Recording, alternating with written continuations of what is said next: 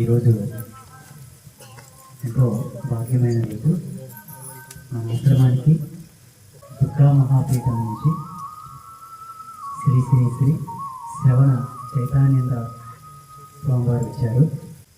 స్వామి మా విన్నపాన్ని మన్నించి అందరినీ ఆశీర్వాదం చేయాలని మనస్ఫూర్తిగా కోరుకుంటున్నాము. ఒకసారి స్వామి మనల్ని అందరినీ ఆశీర్వాదం చేయడానికి వచ్చారు కాబట్టి ఈ చప్పట్లతోటి స్వామికి స్వాగతం చెప్పండి.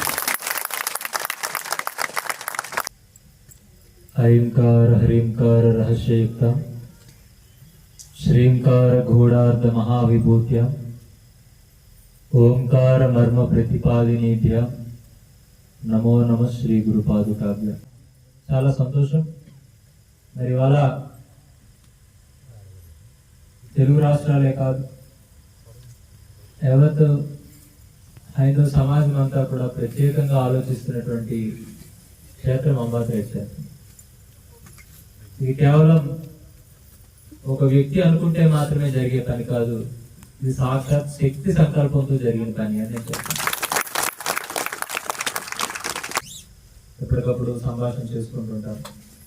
ఏ రకమైనటువంటి ఒకే మార్గంలో ఉన్నాం కాబట్టి పరస్పరమైనటువంటి సంభాషణలు, సూచనలు, సలహాలు ఇలా ఏ రకమైనటువంటి భేదాభిప్రాయాలు లేకుండా ముందుకు వెళ్తున్న పరిస్థితుల్లో ఇవాళ ముఖ్యంగా వారు కొంతకాల క్రితం పీఠంకి రావడం, కలవడం ఇవన్నీ జరిగిన నేను ప్రత్యేక నియమాలు రావడానికి కూడా కారణం మన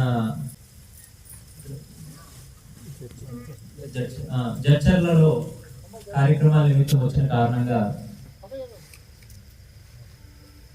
పీఠానికి కూడా వద్దాము అని చెప్పి నేను చెప్పాను. మరి ఇవాళ ధార్మికమైనటువంటి స్ఫూర్తిని సమాజంలో ఆ రకమైనటువంటి చైతన్యాన్ని నింపడంలో ఆదిత్య పరాశ్రీ కూడా ఎవరికంటే తక్కువ వారు కాదని కూడా నేను చెప్తున్నాను. ఇవాళ అటువంటి పరిస్థితుల్లో ఇవాళ ఒక పీఠాధిపతి ఇంకో పీఠాధిపతి సమన్వయం లేని రోజులు కూడా ఉన్నాయి. ఆఖరి సాంప్రదాయాలు వేరని, ఆఖరి గురు పరంపరలు వేరని, ఆఖరి కులాలు కూడా వేరని చెప్పి ఈ అంతర్లీనంగా ఈ రకమైనటువంటి భావాలు స్వామీజీలో పీఠాధిపతులు ఉన్నాయి. కారణంగా శ్రవణ చైతన్య స్వామి పడే వ్యక్తికి అటువంటివి ఏమీ లేవని చెప్పి ఈరోజు నిరూపించుకోవడానికి అంబేద్కర్ చెప్పండి. అటువంటి పరిస్థితుల్లో మీ అందరి అవకాశం అదృష్టం అని చెప్తాను. ఎందుకనంటే ఒక యుగంలో మంచి ఒక లోకంలో, చెడు ఒక లోకంలో ఉండేది. అది కృతయుగం. మంచి స్వర్గంలో ఉండేది, చెడేమో నరకంలో ఉండేది. ఇంకొక యుగంలో, త్రేతాయుగంలో మంచి సముద్రానికి యువతల, చెడు సముద్రానికి అవతల ఉండేది. ఇది రాముడు, అవతల రాముడు. ఇక ద్వాపర యుగంలో మంచి చెడు రెండు పక్కపక్కే వచ్చేసాయి. ఇది కౌరవుడు, పాండవుడు. ఇక కలియుగంలో మంచి చెడు రెండు కలిసిపోయి ఉంటాయి. మంచి ఏదో చెడేదో తెలుసుకోలేని పరిస్థితుల్లో అక్కడికి ఏం చేస్తున్నాం అనేటువంటి విచక్షణ కూడా లేకుండా మనం బ్రతుకుతాం. అటువంటి పరిస్థితుల్లో జీవితం అంటే గొప్పలతో బ్రతకడం కాదు, గొప్పగా బ్రతకడం, ధర్మంగా బ్రతకడం అని చెప్పేటందుకు మీ ప్రాంతానికి మీ అందరికి ఒక గురువు దొరికాడంటే ఇది భగవంతుడే మీ అందరికి ఇచ్చిన అవకాశం. నిజమైనటువంటి సాధకుడే అయితే, నిజమైనటువంటి సన్యాసి అయితే, నిజమైన పీఠాధిపతి అయితే ఏమనుకుంటాడంటే మేము ఎక్కువ కాలం ఉండకూడదు, మేము కొంతలోనే మా పని మేము చేసి ముగించి వెళ్ళిపోవాలి అనుకుంటాం ఎవరైనా కూడా. అది నిజంగా ఆ రకమైన పారదర్శకమైన ఆలోచన ఉంటే. ఎందుకంటే చెప్పిన విషయం 10 మార్లు చెప్తున్నామంటే దానికి కారణం ఏంటి? అక్కడ ఆచరణలోకి రావట్లేదు కాబట్టి గుర్తు చేయాల్సి వస్తుంది. మనిషి అన్నవాడు కష్టానికి దూరంగా బ్రతకాలనుకుంటాడు, మనసులో వాడు కష్టంలో ఉన్నవారి దగ్గరగా ఉండాలనుకుంటాడు. అటువంటి వ్యక్తిత్వం కలిగిన వారి సాధువులు సన్యాసులు. మాకేం పని పాటు లేక కాదు, మేము బతకాలంటే శుభ్రంగా బతకదు. పుట్టడము, పెరగడము, తినడము, ఇంకా నశించిపోవడం, సంసారం, ఇవన్నీ కూడా 84 లక్షల జీవాలు మనుషులకి సహజమే.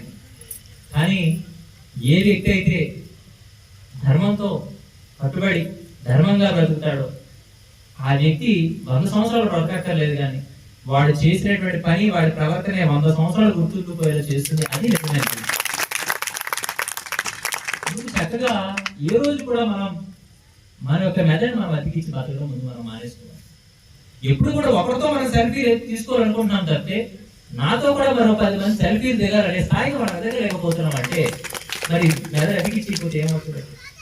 ఇవాళ పనికిమాల రాజకీయ పార్టీ నాయకుల కోసం ప్రోగ్రాడుతున్నాం, ఇవాళ పనికిమాలినటువంటి సినిమా సెలబ్రిటీల కోసం ప్రోగ్రాడిపోతున్నాం.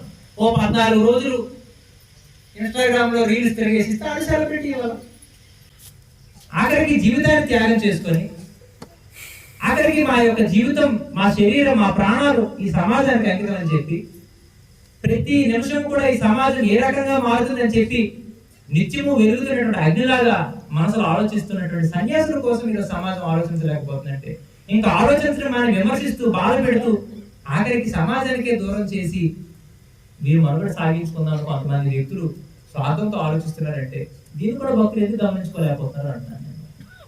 ఇది ఇక్కడ రాయిపోకూడదు. వాళ్ళు మా అందరికీ కూడా, నాకు కూడా పీఠంలో ఇవాటికి నాకు సమాజ సిద్ధం ఉంది. ఎందుకంటే నేను ఎంత తిరిగినా ఆఖరికి వెళ్ళేది అక్కడికే అని నేను సిద్ధం చేసుకున్నాను.